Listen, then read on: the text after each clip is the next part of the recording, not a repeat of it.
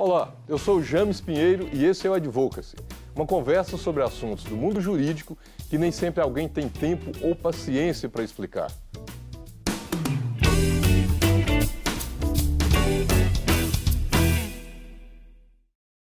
Direito das sucessões. Eu quero contar uma pequena história. Era uma vez um homem chamado Adiar. O seu Adiar era um senhor esforçado, alegre, fazia de tudo um pouco, só não gostava de assinar papel e nem de canetas. Comprou terreno e não registrou. Casou longe de cartório e da paróquia para a tristeza do amigo padre. Teve filhos, os filhos lhe deram netos e todos moravam nas suas pequenas casas no terreno do seu Adiar. Mas um dia a vida chegou ao fim e seu Adiar não pôde se esconder dessa última formalidade. Para falar essa realidade, que pode ser a sua, de algum amigo ou parente próximo, ou mesmo de um cliente, o Advocacy trouxe os seguintes convidados. A doutora Juliana Gontijo é advogada, professora especialista em Direito de Família e Sucessões e mestre em Direito pela UFMG. O doutor Bruno Terra Dias é juiz da primeira vara de sucessões e ausência de Belo Horizonte. Possui graduação em Direito pela Universidade Federal de Minas Gerais e especialização em Ciências Forenses. Atuou como delegado de polícia, foi promotor de justiça no estado de Minas e é ex-presidente da Associação de Magistrados de Minas Gerais, que é a MAGES, e também é escritor. O doutor Gilmar de Almeida Silva é advogado, especialista em Direito Público pela Ana Mages, trabalhou na assessoria do Tribunal de Justiça de Minas Gerais, é especialista em Direito de Sucessões e é escrevente autorizado do cartório do 2º Ofício de Notas de BH. Antes de perguntarmos aqui, obrigado, doutora Juliana, doutor Bruno, doutor Gilmar. É uma alegria, uma honra para nós tê-los aqui, com seu conhecimento. A honra e o prazer é todo nosso. Obrigado, doutora. E eu quero começar aqui perguntando para o doutor Bruno. Doutor, no que constitui o direito de sucessões? O direito é uma técnica de resolução de conflitos disposta pelo Estado para todo mundo. O direito das sucessões é exatamente o regramento do Estado para situações pós-morte. O que a pessoa deixou de patrimônio, seja ativo, um imóvel, um depósito no banco, um carro, ou passivo. Às vezes deixou dívidas tributárias, contratuais, enfim.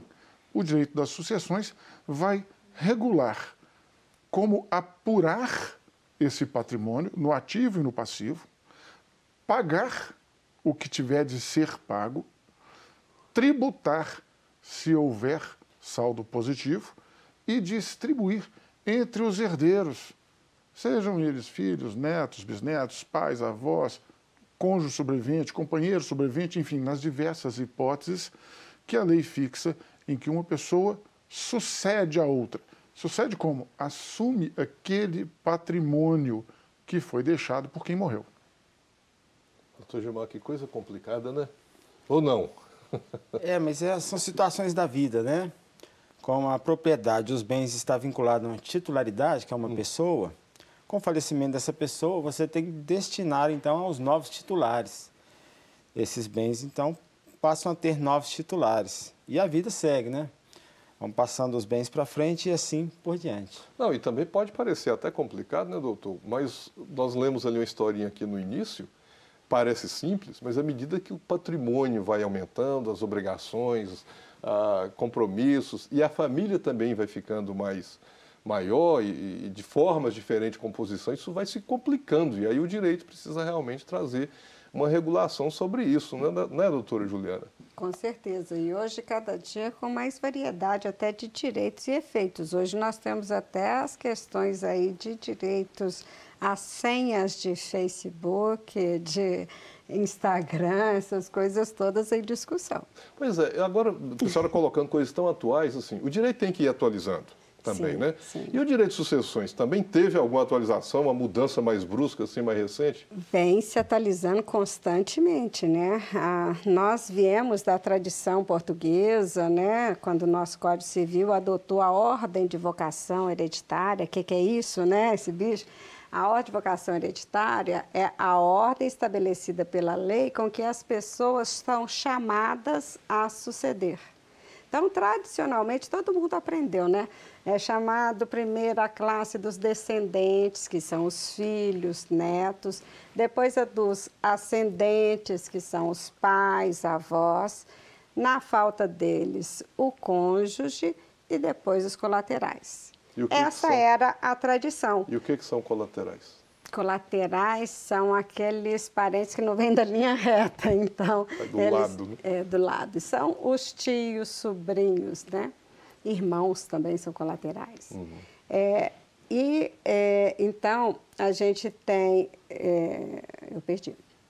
Nós só está falando assim da ordem, Sim, né, da chamada, ordem. e também Desculpa. dessa mudança aí da atualização do direito. Né? Então, mas aí o que aconteceu? Com o novo Código Civil de 2002, a ordem de vocação hereditária foi totalmente alterada. E vem a concorrência do cônjuge e companheiro com descendentes e ascendentes.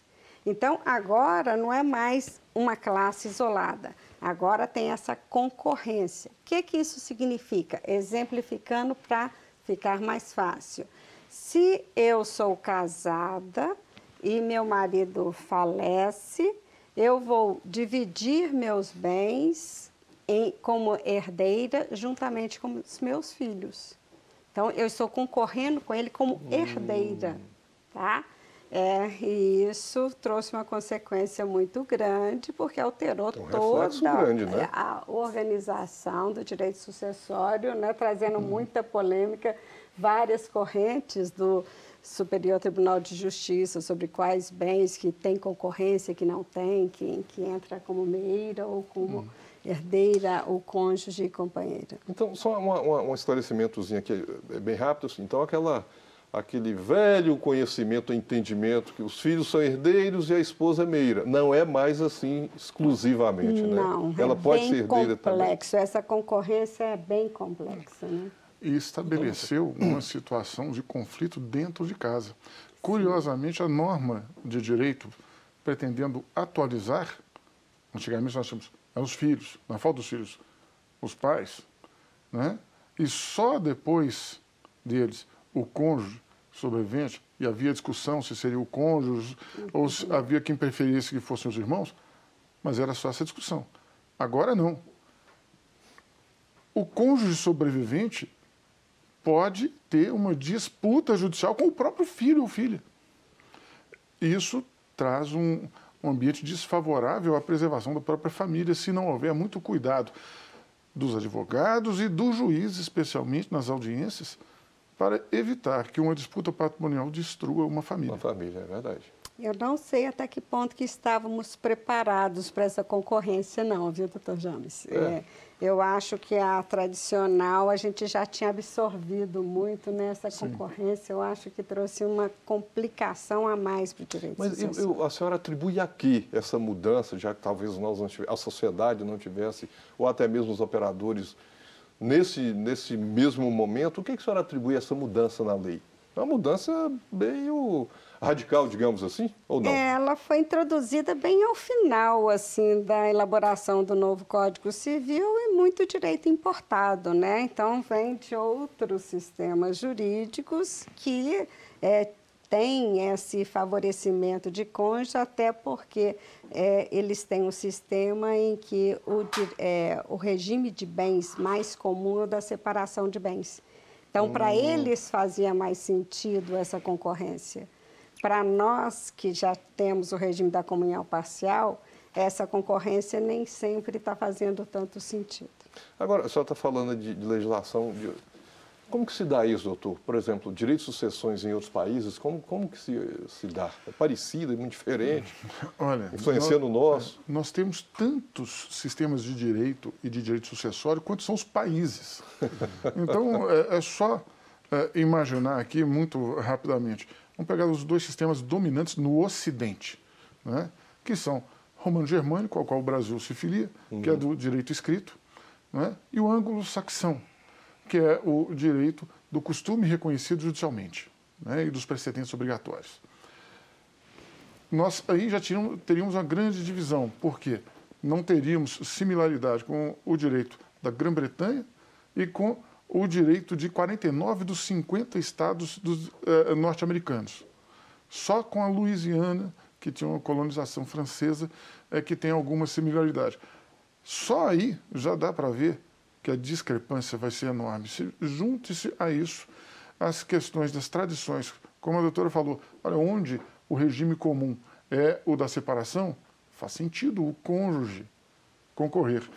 Mas onde a tradição é exatamente o oposto, para que importar isso? Houve uma importação que trouxe para dentro da nossa família uma discussão que não existia antes. E a nossa família ainda não está adequadamente acostumada, não assimilou isso. Agora, eu imagino, doutor Gilmar, porque, assim, ouvindo aqui, aí bate lá no judiciário, né? Dizer, como outro dia nós conversamos aqui com um outro convidado nosso do judiciário, lá, o judiciário não pode se recusar a manifestar sobre nada. Ou seja, de um jeito ou de outro, o judiciário vai ter que se manifestar. Nós vamos falar ainda do extrajudicial, do inventário. Essas complicações também chegam nos cartórios? Nos cartórios a situação é menos porque traumática. Às vezes isso é mais complicado de resolver se o cartório não tem o poder de decidir como o juiz tem, né?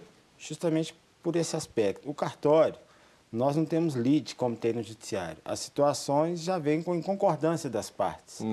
Então, eles serão orientados com a previsão da lei e eles aceitam, de comum acordo, aquela forma, né, da lei estabelecer. Se existem divergências, desacordos, realmente tem que ser no judiciário. Então, a situação fica mais ou menos definida. É como se seguisse o princípio da legalidade. E aí você tem uma maior tranquilidade e maior agilidade para processar esse direito sucessório.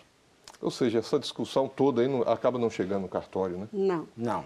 Graças a Deus, né? E com mais complicado. Com isso a gente consegue ganhar um pouco mais em celeridade, né? Sim. Em abreviar.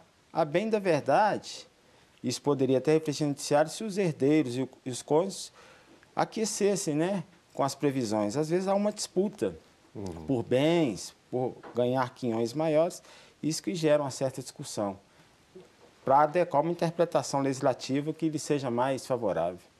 Senhora, Eu só ia completar, doutor James, que a dificuldade que a gente tem de explicar hoje para o cliente é o seguinte: o sujeito casou com o regime da separação total de bens.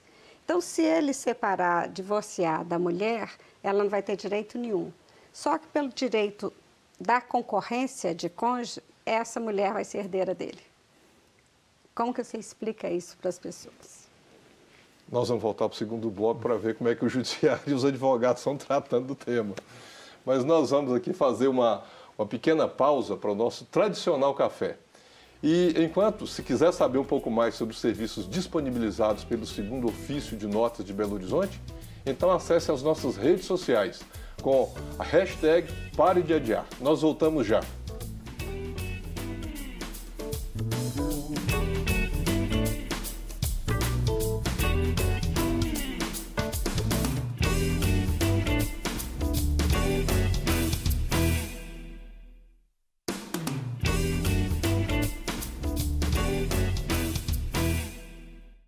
E nós já estamos de volta com o nosso Advocacy, hoje conversando sobre direito das sucessões. Quer conversar conosco?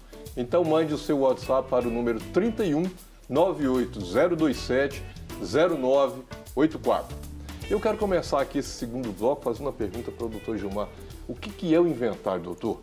E mais, assim, inventário só tem coisa boa, tem dívida também, o que vai no combo, digamos assim, né? Doutor James, o inventário, para que ele se inicie, é necessário que haja um falecimento, que haja uma morte. Então, não sei se a gente começa com a notícia muito boa, não, mas é a realidade, né? O inventário, então, é um procedimento, que a lei fala, um procedimento especial, justamente para se fazer a partilha dos bens deixados pelo falecido para os seus herdeiros, para a cônjuge. Então, nesse procedimento, que é previsto em lei, é um procedimento obrigatório e necessário.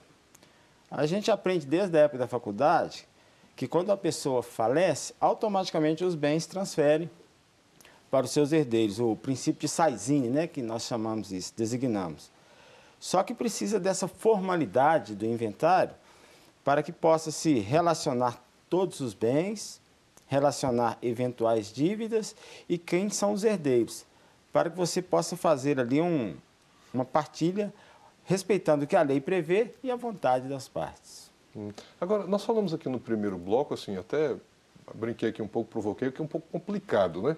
Está falando do inventário, morre, transfere aos herdeiros, aqueles que estão dispostos em lei.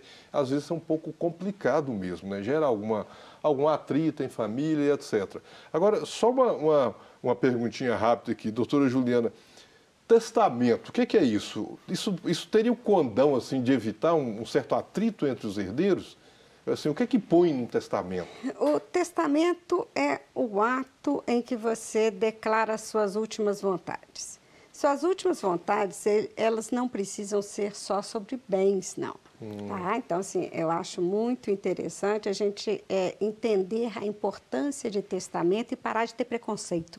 Que o brasileiro acha que fazer testamento você já está pensando na morte, né? Então, não é bem isso, não é mau agouro, não. O testamento é uma forma de você organizar os direitos, né, que você vai transmitir. É uma forma de planejamento patrimonial, né? Então, assim, você pode usar o testamento, por exemplo, com a finalidade de nomear tutor para o seu filho. Imagina que seu filho seja órfão de pai e, na sua falta, ele vai ficar sem ninguém para tomar conta. Então, você quer nomear um tutor para ele. Você pode nomear, por exemplo, eu sou divorciada e tenho um filho menor. Eu não quero que meu ex-marido administre os bens do meu filho.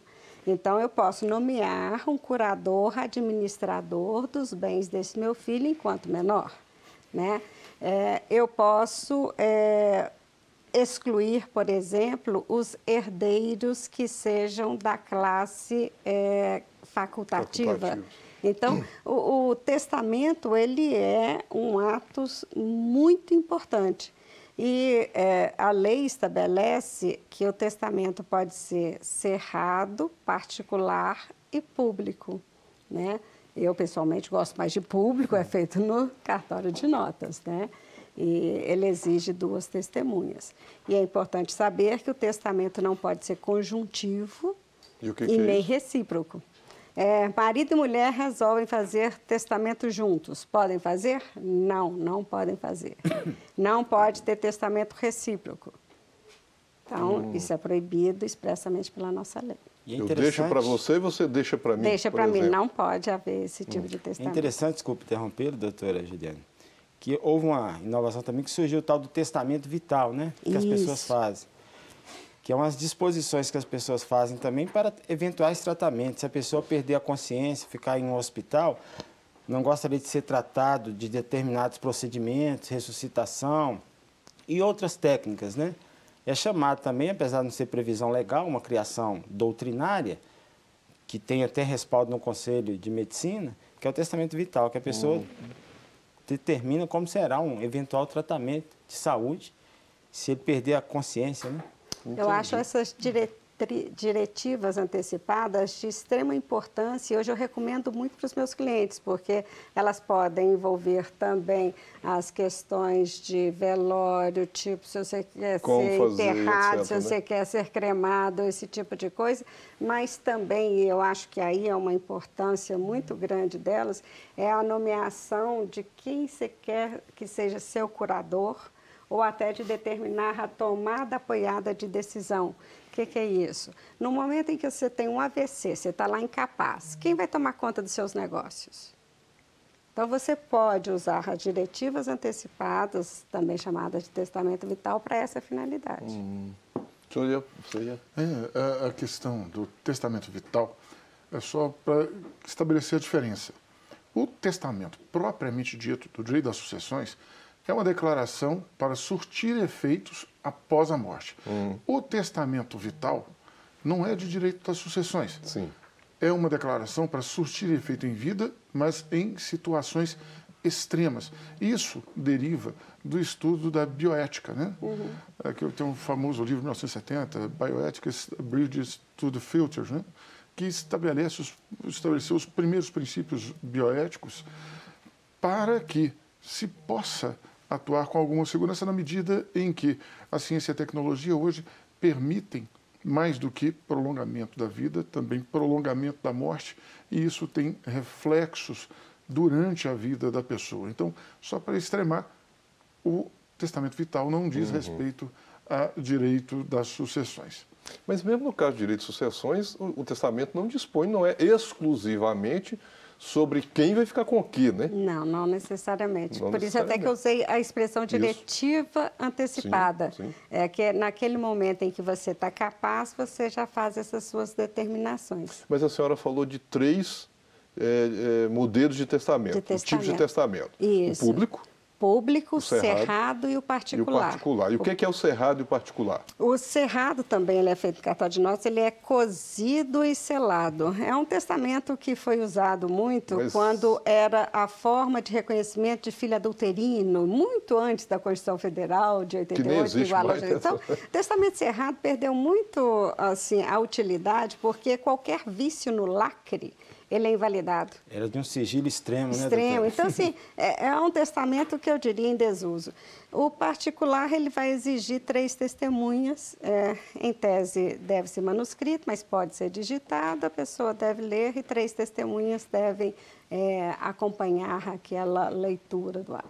Acho que o cerrado, doutora Juliana, é aquele modelo de testamento assim, que a gente se vê em seriado de TV, em novela, reúne todo mundo para abrir o testamento, aí vem o advogado, enfim, vai abrir o testamento, é uma mala que chega ali, né? Como um segredo absoluto e, assim, surpresas as mais variadas, que não tem muito uso, né? Eu já não é bom tive... em rede de novela. Eu já tive a oportunidade de carregar 3 na minha mão, assim, a gente carrega até assim, com cuidado. Igual o outro, mas atualmente ainda é pouco, né? É porque eu já estou com 35 anos, né, de atuação. Eu e a doutora Juliana somos contemporâneos de faculdade. Mas olha que ainda encontra pelo menos 2 ou 3 por semestre.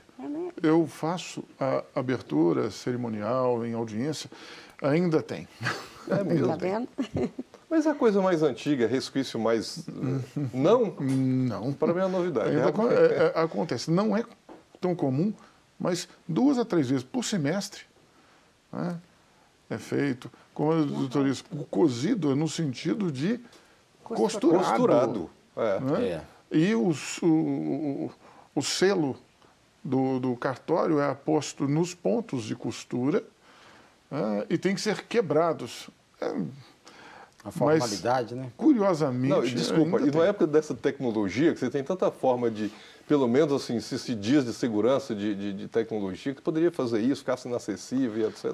Se tem um cartório à disposição, para evitar problemas de validade do testamento, porque ele pode ser contestado nas ações anulatórias, se a pessoa tem uma deficiência de consciência, coisas assim, é melhor fazer em cartório, que a garantia é maior, já que o oficial, por força de sua fé, afirma as condições psíquicas de quem testou. Agora, doutor Bruno, mudando um pouco aqui do testamento, que assim, pode ajudar a evitar, mas também pode ser complicado de fazer, não para nós, mas assim, para a pessoa em geral, né, o cidadão comum. No caso do processo judicial, qual que é o papel do inventariante? Uma pergunta que às vezes ocorre é, terminou o inventário, já fez o formal, já tem formal e etc. E algumas conversas de família continuam, né? Isso não ficou claro, como é que vai resolver aquilo e tal. O inventariante tem alguma atribuição depois que termina o processo também, concluído o processo? O inventariante ele é essencial. Por quê? A princípio, pelo menos, caberá a inventariância a quem estiver na posse dos bens do espólio. E se ele não estiver na posse, ele pode requerer ao juiz que seja emitido na posse desses bens. Ele vai fazer toda a face, vamos dizer assim, administrativa, porque ele vai ter que procurar a administração fazendária para fazer o cálculo do ITCD, apresentar as guias, eventualmente pedir alvarás para cumprimento das despesas do inventário. Mas o inventário não é necessariamente um processo tranquilo. Nós podemos ter situações, por exemplo, de ações de sonegados. O que significa isso? Alguém, um herdeiro, vai acusar o inventariante de não ter levado tal bem à partilha, sonegando, ou seja, subtraindo aos demais por algum motivo, já que ele está na posse presumivelmente, dos bens. Existem várias outras situações em que o inventariante ele pode ser levado a prestar contas da sua inventariança, ou seja, fazer demonstração contábil do que entrou, do que saiu, como pagou. Se essas contas têm que se ajustar perfeitamente. Se não houver um ajuste perfeito, ele pode ser condenado a pagar em favor do espólio o alcance, ou seja, o valor que ele não comprovou, o valor de despesas não comprovadas, e isso pode, não aceita, isso pode desaguar até em processo criminal contra ele. A responsabilidade do inventariante é muito séria. Agora, nós estamos aqui já no finalzinho desse bloco, mas uma perguntinha rápida sobre o inventariante. E bens móveis, coisas pequenas, são entregues a ele também? É essa a prática das famílias, por exemplo, dos herdeiros? É comum que haja, deixou um imóvel, tá, mas deixou joias, tem o anel, tem o colar, tem aquilo que mamãe prometeu para a netinha, enfim, tem isso tudo. Isso tudo, a princípio, deve ser levado ao processo de inventário. É claro que há coisas que têm, eventualmente, apenas valor sentimental, mas nenhuma expressão econômica. Eu já vi discussão... Desculpa, mas eu pergunto assim, fisicamente mesmo, entrega para o inventariante ficar, digamos, como depositário dele, só para facilitar? Sim, se há esses bens e eles têm expressão, eles devem ser arrecadados, devem ser listados pelo inventariante, mas, como eu disse, há algumas coisas que não têm maior expressão. Um disco, que todo mundo sabe e tal, e essas coisas muito pequenas, se não houver uma discussão séria, normalmente não se levam. Mas colares, anéis, brincos, obras de arte, necessariamente. Bom, nós temos aqui algumas perguntas, algumas dúvidas também, que eu acho que é de todos nós, né, doutora? E de quem acompanha a gente também. Mas nós vamos fazer um intervalo, mas uma rápida parada e a conta de tomarmos uma segunda xícara de café e já voltamos. Enquanto isso, acesse as nossas redes sociais. Lá nós colocamos o link de um artigo da doutora Juliana sobre o direito das sucessões. É só procurar pela hashtag Pare de Atear e já voltamos.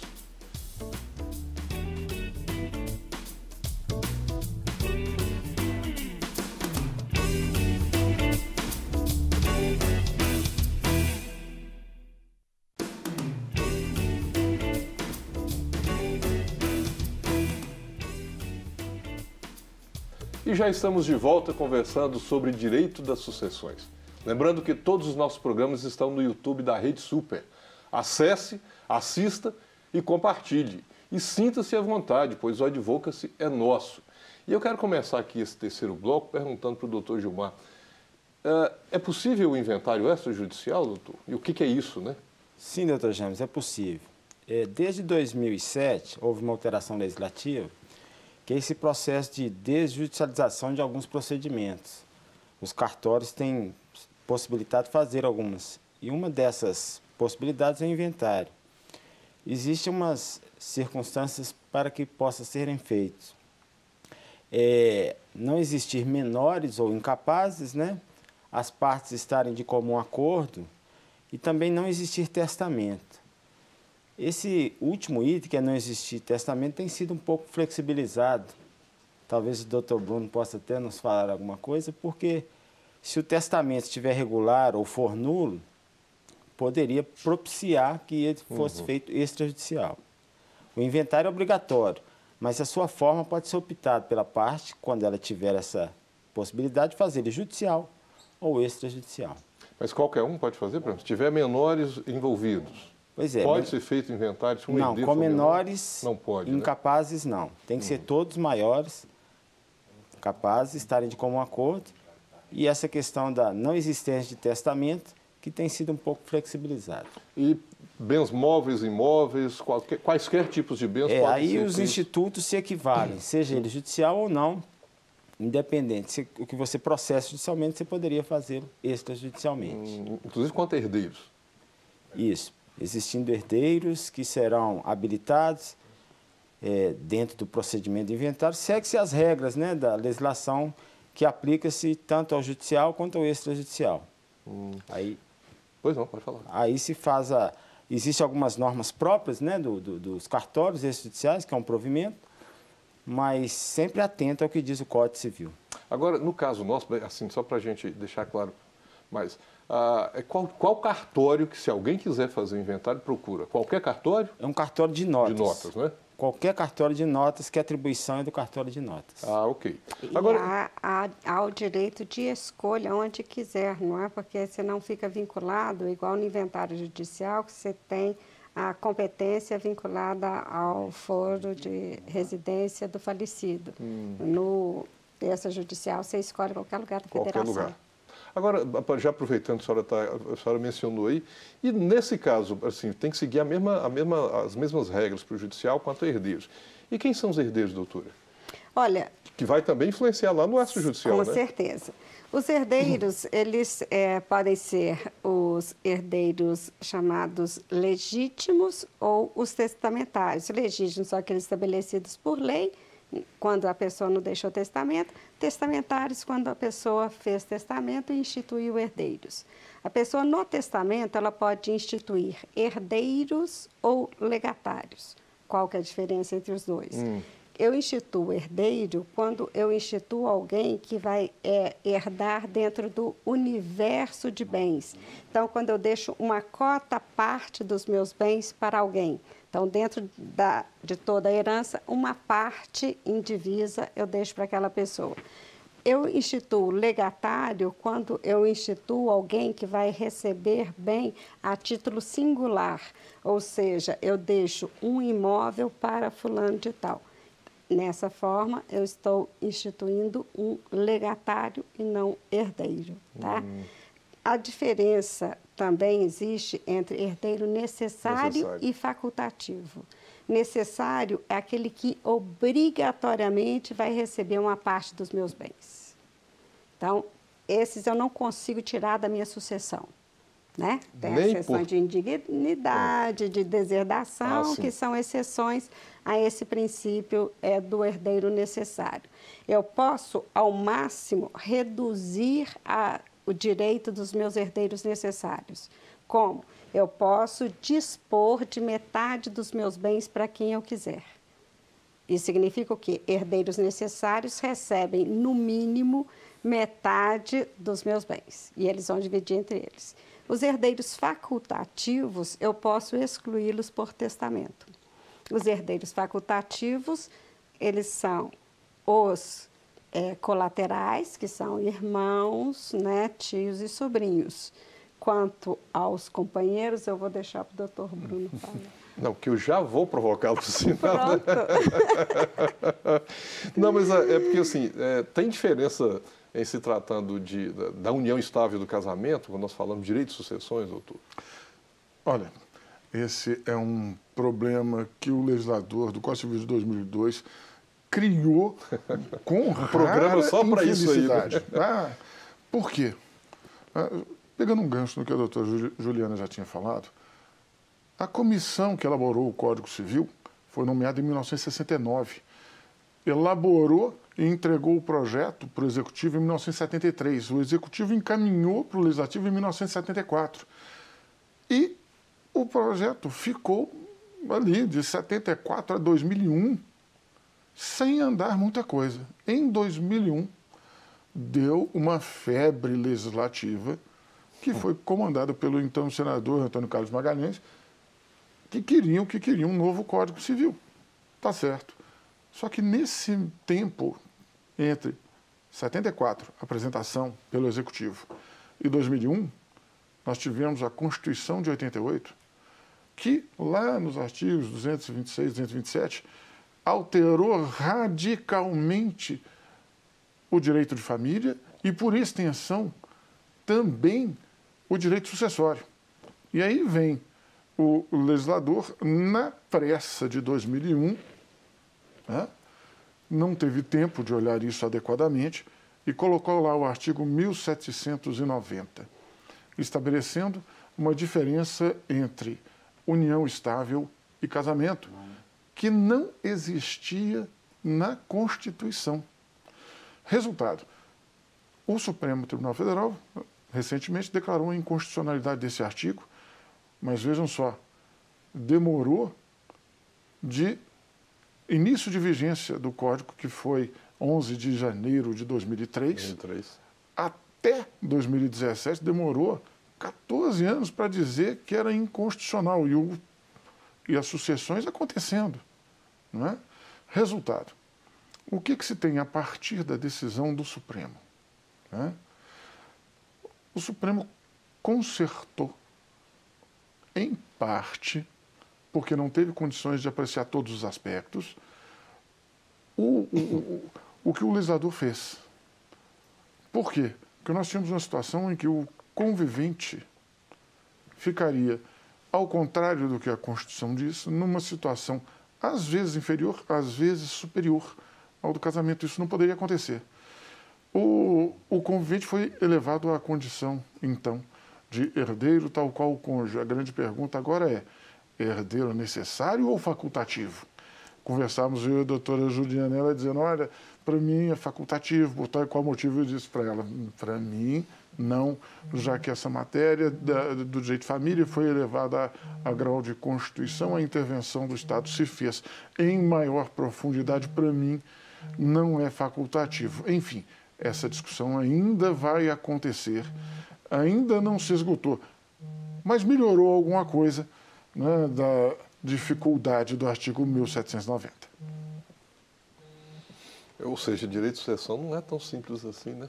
É um desafio para todos nós, todos os dias. Os operadores Porque do direito que o a digam. morte continua acontecendo e a gente tendo que resolver os E efeitos. vamos lembrar do seguinte, a morte ou a presunção de morte, porque nós temos ainda a situação da declaração de ausência da pessoa que desapareceu e temos a situação da morte presumida, que é um pouco mais rara, mas também acontece.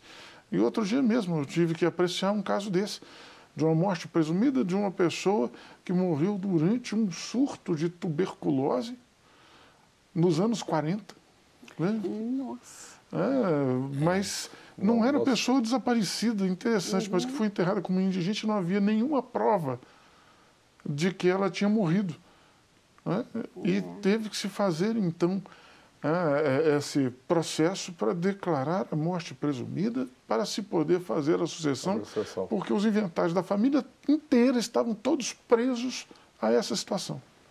É interessante, doutor James, na fala do doutor Bruno, a questão da companheira, que para o cartório, né, para os serviços extrajudiciais, o CNJ tem algumas normatizações. Dentre elas tem a Resolução 35, que no eventual inventário extrajudicial, se as partes estiverem de acordo, eles podem até reconhecer uma eventual relação de união estável para fins daquele inventário e fazer a partilha nos moldes legais. Então, ainda que não exista uma união estável constituída formalmente, mas ela existiu de fato, e os herdeiros e a companheira concordem, é possível reconhecer naquele inventário e processar ele extrajudicialmente. Ou seja, estou fugindo das discussões e estou sendo prático, que o cartório nos possibilita. Ou seja, eu acho que é o que a doutora Juliana falou aqui. Aquilo que a gente queria que fosse particular, o Estado acabou intervindo, né? Exatamente. E criando tanta complicação. Agora, doutor, aproveitando aqui também da sua fala, e a questão tributária? Assim, ela incide sobre o direito sucessório? Isso é muito? A gente paga muito imposto para um processo sucessório? Um processo de inventário, por exemplo? Quando você recebe uma herança, vamos dizer, um presente, né? Não sei se seria um presente, mas é uma aquisição que você faz de forma gratuita. Ou não, né? Pode ser um presente ou não. E sobre isso incide o imposto, sim. É um imposto estadual, né? Que é o ITCD, alguns estados o nominam de ITCDM. Em Minas Gerais, a alíquota é 5%, ou seja, você pega o patrimônio tributável e aplica 5%.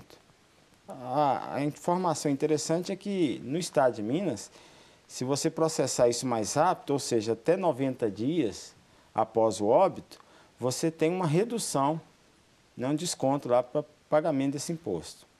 Ao contrário, se você deixar de aproveitar esse prazo, decorrido o prazo excessivo, você vai ter juros e multa.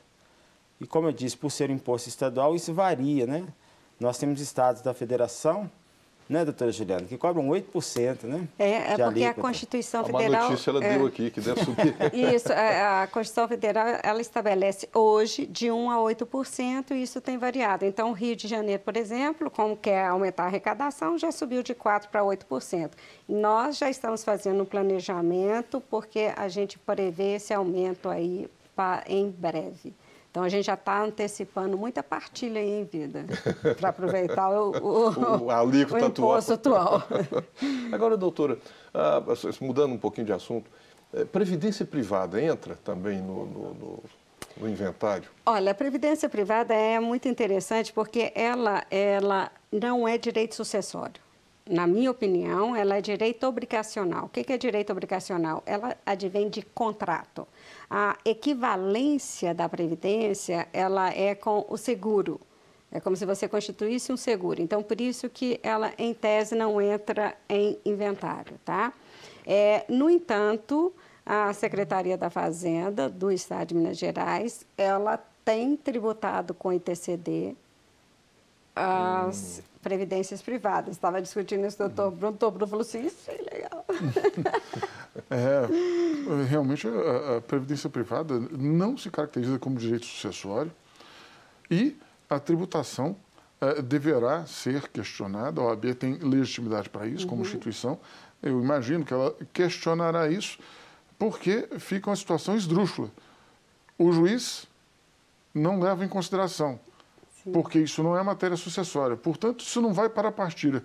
Como é que vai ser tributado exatamente com o tributo das sucessões? Fica uma incongruência aí no ar. Bom, eu queria voltar aqui na nossa historinha inicial para perguntar aqui para o doutor Gilmar, porque assim, parece que informalidade é uma coisa nossa do Brasil. E o seu adiar, que nós citamos aqui, é a cara do brasileiro, né? Não resolve, deixa tudo para depois. Mas rapidamente, doutor Gilmar, nós estamos chegando aqui já ao finalzinho. Como é que você resolve um problema desse, de formalizar aquilo que não está formalizado, para evitar tantos problemas depois, até de inventariar mesmo os bens, etc., registro e tal? A grande questão é que nós protelamos, às vezes, algumas ações. O suadiar, né, o nome sugestivo aí, ele adquiriu bens, não titularizou esses bens, ele teve uma companheira, não formalizou.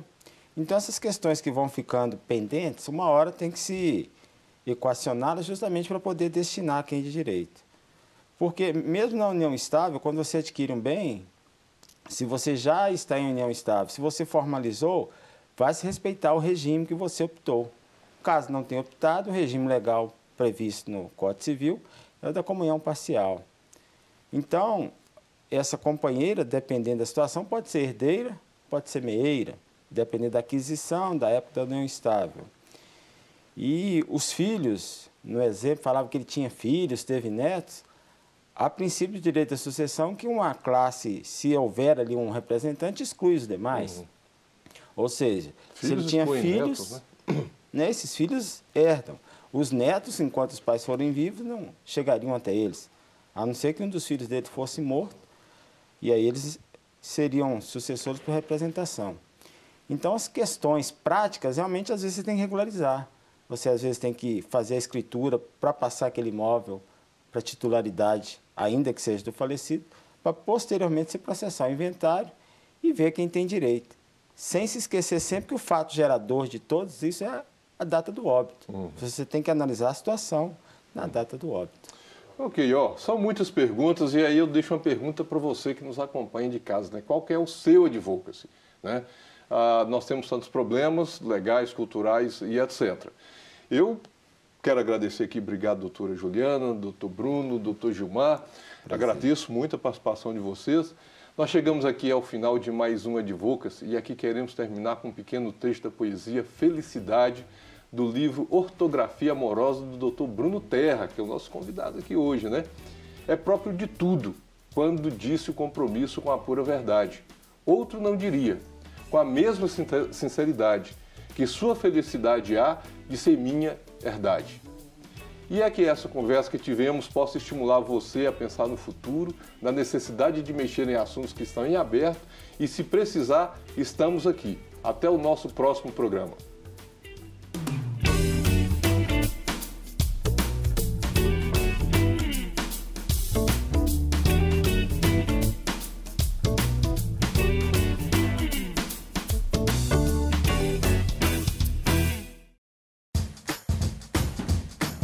Não quer ficar um segundo por fora da nossa programação? Agora você pode nos acompanhar através das plataformas digitais. Queridos amigos e amigas, preciosos irmãos e irmãs, não perca tempo. Acesse, curta e siga-nos. Fique por dentro de tudo o que acontece aqui. Rede Super, inspirando você.